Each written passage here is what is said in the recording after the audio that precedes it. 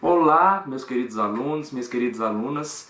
Nesta videoaula de hoje, eu gostaria de falar um pouquinho com vocês sobre um cara chamado Claude Lévi-Strauss, um dos caras aí mais conhecidos nas ciências sociais e mais especificamente na antropologia, especialmente pela criação do que a gente chama de antropologia estrutural. Aliás, a gente chama não, ele mesmo deu esse nome para o seu trabalho. Olha aqui. Estou aqui com o livrinho dele mais famoso, chamado Antropologia Estrutural. Qual é a principal ideia da antropologia estrutural do Lévi-Strauss?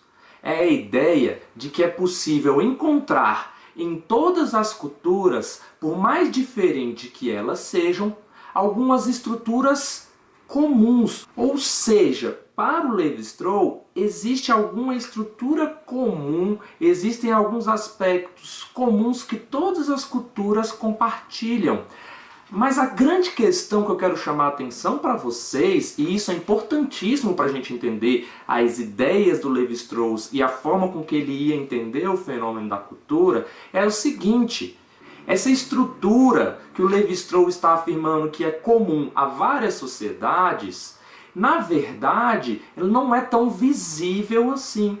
De modo que não adiantaria eu fazer uma etnografia, ir até um lugar e tentar entender a estrutura, porque a estrutura não é evidente, é uma estrutura inconsciente, é uma espécie de representação mental que nós trazemos conosco mesmo sem saber. E o indivíduo lá da outra cultura também traz consigo, mesmo sem saber.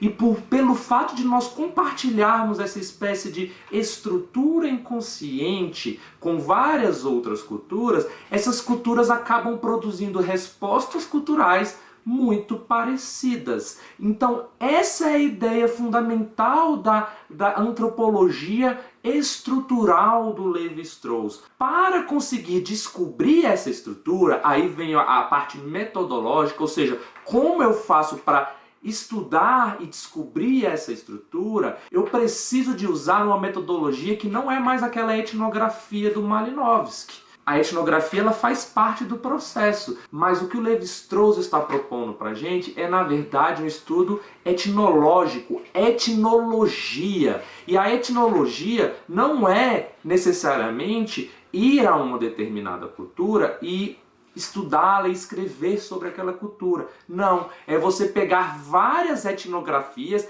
esses vários conhecimentos que você já tem sobre inúmeras culturas e comparar esses estudos, comparar essas culturas. E nessa comparação, o pesquisador vai então conseguindo perceber o que seria essa estrutura que as sociedades compartilham. Um exemplo desse tipo de estudo etnológico, que vai tentar buscar essa estrutura que as sociedades têm em comum a partir da comparação, está no estudo que o Lévi-Strauss faz sobre Papai Noel. Esse estudo aqui, que o Lévi-Strauss fez, é um livro curtinho, é um ensaio, na verdade, chamado O Suplício do Papai Noel. Ele vai tentar identificar a origem do Papai Noel.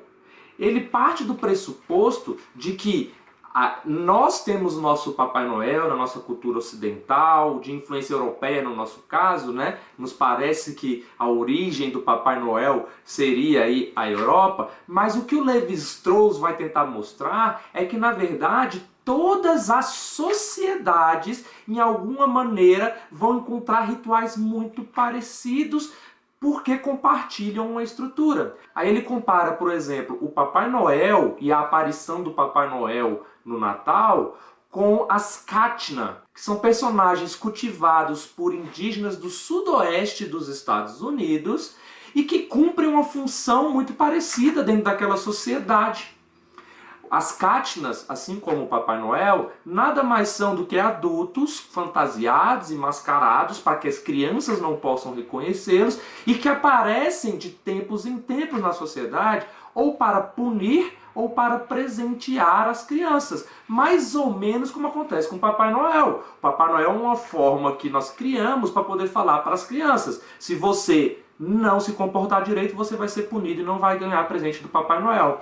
Então percebam que entre esses vários fenômenos existem semelhanças, Ou seja, a origem, a estrutura que dá origem tanto ao Papai Noel quanto às Katna lá no sudoeste dos Estados Unidos é a mesma estrutura. E que estrutura seria essa? Aí entra o trabalho do antropólogo, do etnólogo, esse cara que está comparando e tentando compreender as estruturas sociais. E aí ele percebe que, na verdade, são rituais que você encontra, na verdade, em todas as sociedades para poder separar aquelas pessoas que são iniciadas. Os iniciados são aqueles que estão prontos para a vida em sociedade, que já passaram por um processo de socialização primária e agora estão prontos para viver na sociedade, e os não iniciados, aqueles que ainda não fazem parte da sociedade de forma integral, que seriam as crianças. Tá? E aí ele consegue, então, a partir disso, demonstrar que em todas as sociedades você tem essa estrutura fundamental, uma estrutura elementar que vai dar origem a rituais e práticas semelhantes em vários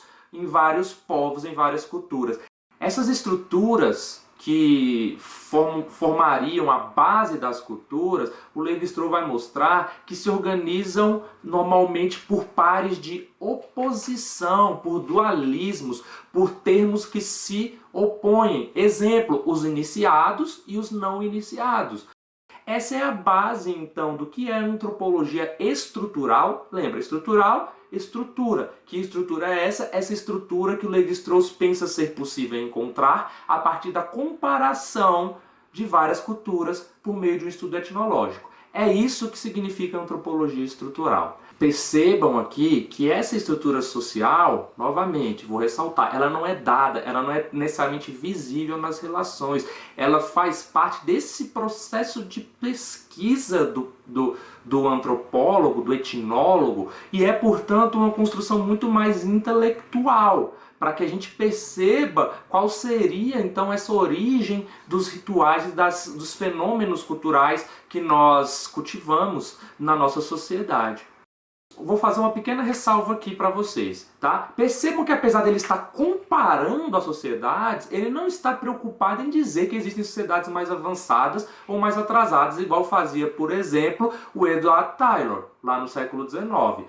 O Lévi-Strauss, pelo contrário, ele não tem essa preocupação. A grande preocupação dele ao fazer a comparação não é para mensurar estágios de evolução, mas sim para perceber exatamente o que as culturas trazem em comum por meio dessa construção intelectual que ele chama de estrutura. Já que nós estamos falando do Lévi-Strauss, eu gostaria de fazer uma pequena síntese das ideias deste autor sobre as relações de parentescos. Ao estudar, então, essas relações de parentesco, ele chega, por exemplo, ao tema do incesto, tá? O incesto, para quem não sabe, é a relação intrafamiliar entre membros da mesma família. A gente fala muito sobre a relação entre mãe e filho ou entre pai e filha, né? Que para a grande maioria das culturas é algo horroroso, algo abominável. É o que eu chamo de tabu, aquilo que eu não posso dizer, aquilo que é interditado. E o Lévi-Strauss consegue perceber que isso é um dos tabus mais universais que existem. Talvez não exista qualquer cultura no mundo que permitem, do ponto de vista cultural, esse tipo de relacionamento. Na nossa sociedade, se nós sabemos desse tipo de relacionamento, a gente tende a excluir essa pessoa, a gente tende a reprimir, porque é algo proibido. A nossa cultura não aceita isso, é um tabu, tá? E o Lévi-Strauss consegue perceber muito bem que isso se repete.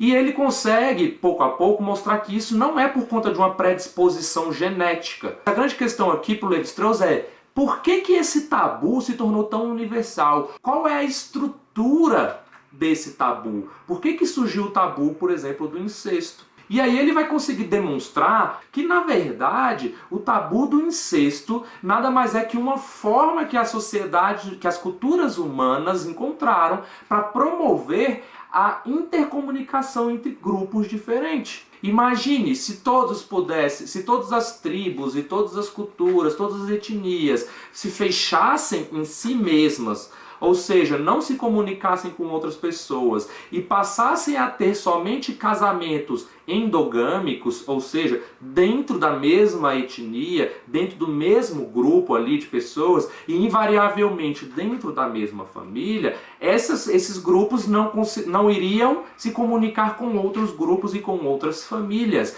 Dessa forma, então, a proibição do incesto, do ponto de vista da antropologia estrutural do Levi-Strauss, seria exatamente uma forma de promover a intercomunicação entre grupos cada vez mais diferentes. Então, quando você proíbe esse tipo de prática, você consegue fomentar essa intercomunicação, né? Então, esse é um exemplo da aplicação aí da antropologia estrutural. Qual é a estrutura desse tabu? O que está por detrás desse tabu? Qual é a estrutura inconsciente? Quais são as representações mentais que deram origem a este tabu?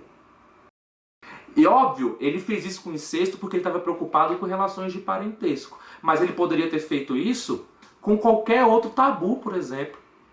Ele poderia fazer isso com qualquer rito religioso, com qualquer fenômeno cultural, porque a grande ideia dele é essa. É possível encontrar uma estrutura que fundamenta aí esses vários rituais.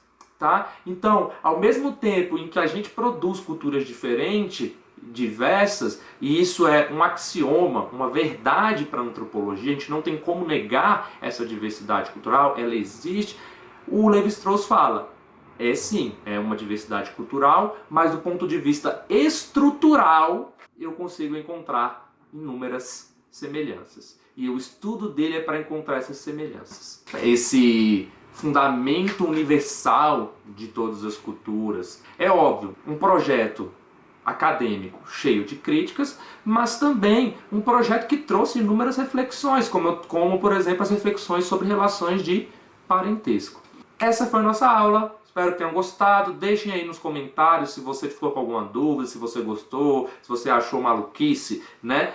Posta aí, deixa eu saber o que vocês estão falando. Vamos conversar aí sobre esse tema da antropologia estrutural.